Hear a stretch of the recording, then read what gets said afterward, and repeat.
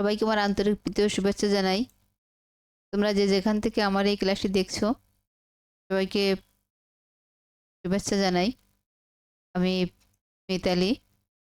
আমি তোমাদের আজকে যে ক্লাসটি দেখাবো সেটি ষষ্ঠ শ্রেণীর তথ্য ও যোগাযোগ প্রযুক্তি, দ্বিতীয় অধ্যায়, পাঠ 4, 5 এবং 6। দ্বিতীয় অধ্যায় পাঠ 4, 5 এবং 6 ষষ্ঠ শ্রেণী। তো আমরা দেখি পাঠ 4-এ প্রথমে কি আছে।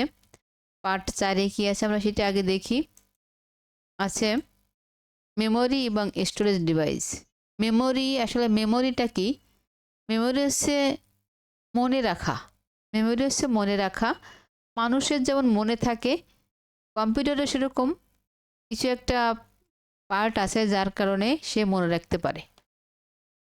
কম্পিউটার তো যন্ত্র, তাই এর বিভিন্ন পার্টের এক একটা কাজ। এই ডিভাইসগুলোর প্রত্যেকটা আলাদা আলাদা পার্ট আছে, সেই পার্টের এক একটা কাজ। এরকম একটা ডিভাইসের ভিতরে আছে, সেটা হচ্ছে মেমোরি। তো মেমোরিটা কি? দেখো একটা মেমোরির ছবি। এটা হচ্ছে একটি র্যামের ছবি। মেমোরি হচ্ছে দুই প্রকার, একটা র্যাম এবং রোম, স্থায়ী এবং অস্থায়ী। এর এর মাধ্যমে কিন্তু কম্পিউটার মনে রাখে। কম্পিউটার ধারণ ক্ষমতা এর এর মানে এ কম বেশি হতে পারে। এর যেমন এতে 1 গিগা র্যামের প্রায় 10 লক্ষ শব্দের সমান তথ্য রাখা যায়। এ আবার আর কম বেশি আছে, ধারণ ক্ষমতা কমও হতে পারে, বেশিও হতে পারে, যে যেমন কেনে, যা কম্পিউটার যেমন সেট করে সেরকমই হয়। অর্থাৎ এর মাধ্যমে কিন্তু আমরা কম্পিউটারে অনেক কিছু তথ্য সংরক্ষণ করে রাখতে পারি। আমরা যে মনে রাখতে পারি যেমন, তেমনি কম্পিউটার কিন্তু এই মেমোরির মাধ্যমে অনেক কিছু সংরক্ষণ করে রাখতে পারে, যেগুলো আমরা অনেক পরে যে সেটা দেখতে পারি। এটা হচ্ছে মেমোরি। তো এই মেমোরি দুই প্রকার, সেটা তোমরা পরে ক্লাসে জানতে পারবে, আস্তে আস্তে যখন বড় হবে আরও জানবে। একটা স্থায়ী এবং একটা অস্থায়ী। একটা স্থায়ী অস্থায়ী সেটা কি র্যাম এবং রোম, তো সেইগুলো আমরা পরে জানবো। এরপরে আছে কি দেখো, স্টোরেজ ডিভাইস। পরের পয়েন্টটা কি? Storage device. স্টোর মানে কি? স্টোর মানে হচ্ছে কোনো কিছু জমা রাখা। স্টোর আমরা অনেক সময় বলি না, স্টোরে রেখে দাও বা স্টোর করে রেখে দাও, মানে এক জায়গায় জমা রাখা।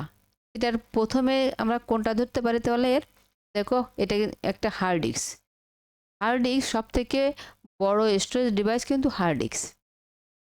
হার্ড ডিস্কে সব তথ্য কিন্তু আমরা হার্ড ডিস্কে রাখি। হার্ড ডিস্ক, এখানে একটা কথা লেখা আছে, হার্ড ড্রাইভের ডিস্কটি প্রতি মিনিটে 5400 থেকে 7200 বার ঘুরে থাকে 1 মিনিটে। তাহলে কত দ্রুত কাজ করে? 1 মিনিটে এত দ্রুত কাজ করে। এবং এর ধারণ ক্ষমতা আগের মতো মেমোরির মতো এ আবার কম বেশি হতে পারে। যে কম্পিউটারে যেরকম ধারণ ক্ষমতার হার্ড ডিস্ক কেনে, সেরকমভাবেই এর ধারণ ক্ষমতা হয়। তা হার্ড ডিস্ক একটা স্টোরেজ ডিভাইস। এখানে অনেক তথ্য, সব তথ্যই হার্ড ডিস্কেই থাকে। আবার এর সাথে আছে, এটা হচ্ছে পেন ড্রাইভ। সাথে যেটা আছে এটা হচ্ছে পেন ড্রাইভ। পেন ড্রাইভে তোমরা অনেকেই দেখেছো এইগুলো। পেন ড্রাইভ ছোটো পেনের মতো থাকে। এর ধারণ ক্ষমতা, হার্ড ডিস্ক তো সব থেকে বড় হার্ড ডিস্ক থাকে, এবং পেন ড্রাইভ কত থাকে? ধরো 64 জিবি পর্যন্তই মনে হয় এখন সব থেকে আছে বেশি। ওই রকম 64 GB, 32 GB, 16 GB, 8 GB, 64 GB, এরকম পেন ড্রাইভ বাজারে কিনতে পাওয়া যায়। এরপরে আরেকটা স্টোরেজ ডিভাইস আছে, সেটা হচ্ছে এসএসডি কার্ড। এটাও কিন্তু আবার আরেকটা এই হার্ড ডিস্কের মতো, এটা। তো হার্ড ডিস্কটা থাকে, এবং বাড়তি যদি কেউ আরও বেশি এটার ধারণ ক্ষমতা বাড়াতে চায়, তাহলে কিন্তু এসএসডি কার্ডটা লাগায়। অনেক সময় অনেক তথ্য রাখার জন্য হার্ড ডিস্ক প্রথমবার কিনে ফেলিস একটা কম্পিউটার, তার ধারণ ক্ষমতা একটু কম আছে, কি করবে? এই এসএসডিটা লাগায় সে আবার ধারণ ক্ষমতা বাড়াতে পারে। এসএসডিটা হার্ড ডিস্কের মতোই কাজ করে। তো এটা লাগালে এবং এই কম্পিউটারটা আরও বেশি ফাস্ট হয়, ভালো হয়।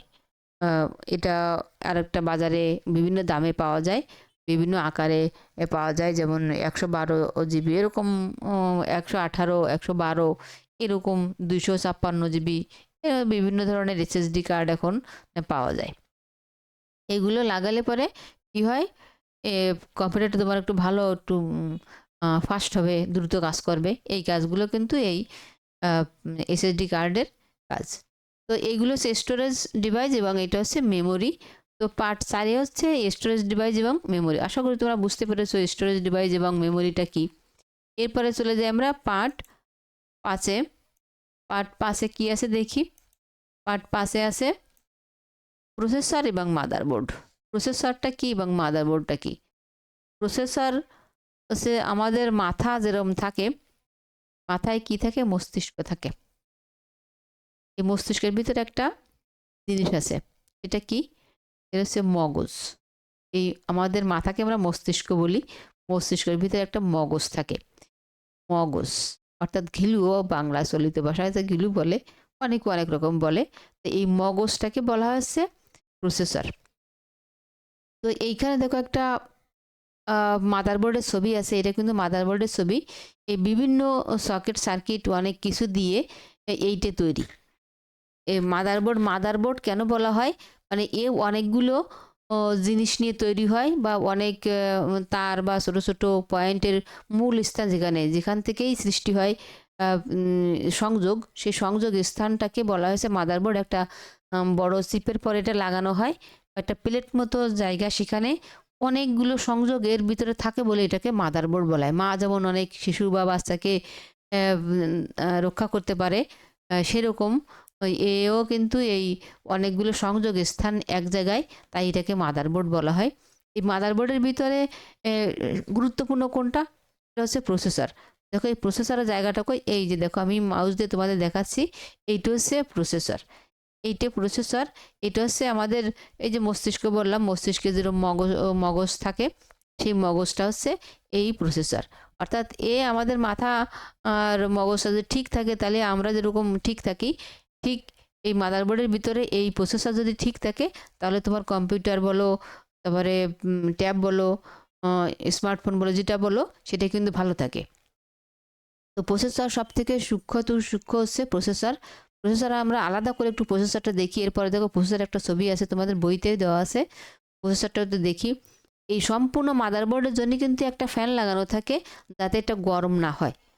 গরম হলে আমাদের যদি এটা গরম হয়ে যায়, তাহলে মানে যে কোনো ইলেকট্রনিক জিনিস গরম হয়ে গেলে কিন্তু খুব ভালো কাজ করে না। তাই ঠান্ডা রাখলে ভালো কাজ করে। তাই ঠান্ডা রাখার জন্য একটা ফ্যান দেওয়া হয়, এবং এই প্রসেসরের উপরে আরেকটা আলাদা ফ্যান দেওয়া হয়। কেন দেওয়া হয়? মাথা যদি হচ্ছে নষ্ট হয়ে যায় বা গরম হয়ে যায়, তাহলে কিন্তু ভালো কাজ করবে না। এই মস্তিষ্ককে সবসময় ঠান্ডা রাখার দরকার হয়। আমরা মস্তিষ্ক দেখে আসি।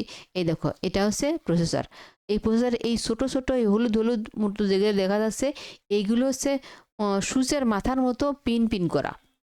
সূচের মাথা যেমন ছোট ছোট সূচের মাথা যেরকম অনেক সরু বা সূক্ষ্ম, সেরকম ছোট ছোট এরকম সূচের মাথার মতো প্রত্যেকটা পয়েন্টের উপরে কিন্তু সূচের মাথার পরে মতো একটা পিন দেওয়া আছে। আমরা যদি কোনোদিন দেখার সৌভাগ্য হয়, দেখো। তো এই এই এটা কিন্তু সব কোম্পানি, পৃথিবীর সব কোম্পানি তৈরি করতে পারে না। মানে এত সূক্ষ্ম কাজ সবাই কিন্তু তৈরি করতে পারে না। বিশ্বের কয়েকটা কোম্পানি শুধুমাত্র তৈরি করতে পারে। সেই কোম্পানিগুলো দেখো নিচে দেওয়া আছে। এই কোম্পানিগুলোই কিন্তু এই প্রসেসরটা তৈরি করে। যেমন ইন্টেল একটা ব্র্যান্ডের কোম্পানি, এটা তৈরি করে, এই প্রসেসরটা তৈরি করে।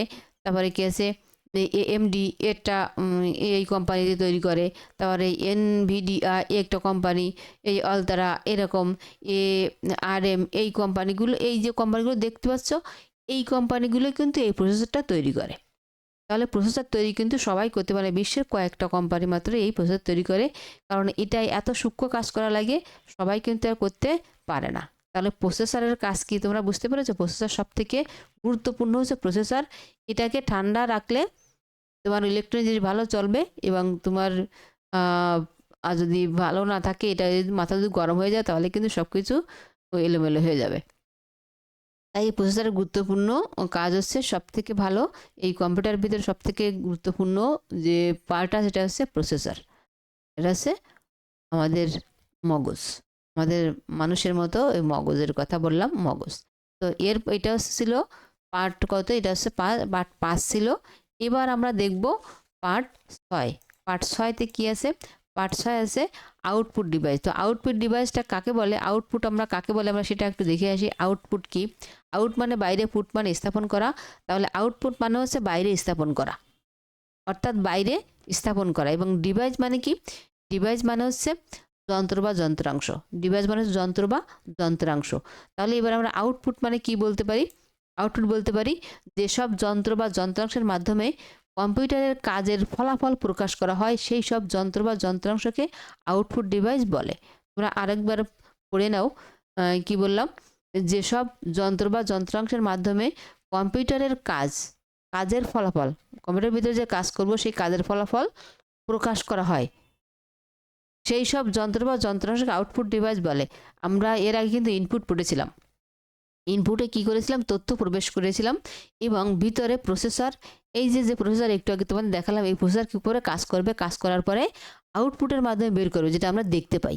তাহলে এইখানে কিন্তু সেই কথাটা লেখা আছে যে কম্পিউটার কি করবে? কাজ করবে, কাজের ফলাফল প্রকাশ করবে, তার মাধ্যমে সেইটা হচ্ছে আউটপুট ডিভাইস।